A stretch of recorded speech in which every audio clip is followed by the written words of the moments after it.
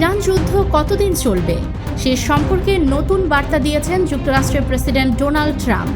তিনি বলেছেন, যুক্তরাষ্ট্র ও ইসরায়েলের যৌথ সিদ্ধান্তের উপর এই যুদ্ধের ভবিষ্যৎ নির্ভর করছে। গতকাল রোববার টেলিফোনে মার্কিন সংবাদ মাধ্যম CNN-কে সাক্ষাৎকার দেন ট্রাম্প। সে সময় তাকে প্রশ্ন করা হয়, এই যুদ্ধ আর কতদিন চলবে। জবাবে ট্রাম্প বলেন, আমার মনে হয় এটা ইসরায়েলের সঙ্গে পারস্পরিক কিছুটা হলেও। আমরা ট্রাম্প এবং নেতানিয়াহুর কথা বলছি, তবে চূড়ান্ত সিদ্ধান্ত আমিই নেব এবং সঠিক সময়েই নেব। সবকিছু এক্ষেত্রে বিবেচনায় আনা হবে। এর আগে গত ৩রা মার্চ প্রেসিডেন্ট ট্রাম্প বলেছিলেন, আগামী 4 সপ্তাহের মধ্যে যুদ্ধ শেষ হবে বলে বিশ্বাস করেন তিনি।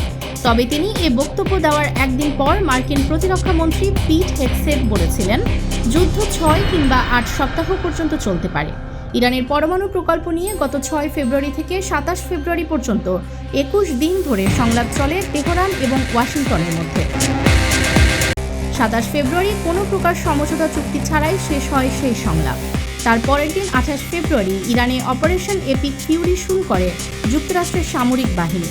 ওয়াশিংটনের সঙ্গে তাল মিলিয়ে একই সময়ে ইরানে সামরিক অভিযান অপারেশন রোয়ারিং লায়ন শুরু করে ইসরায়েল।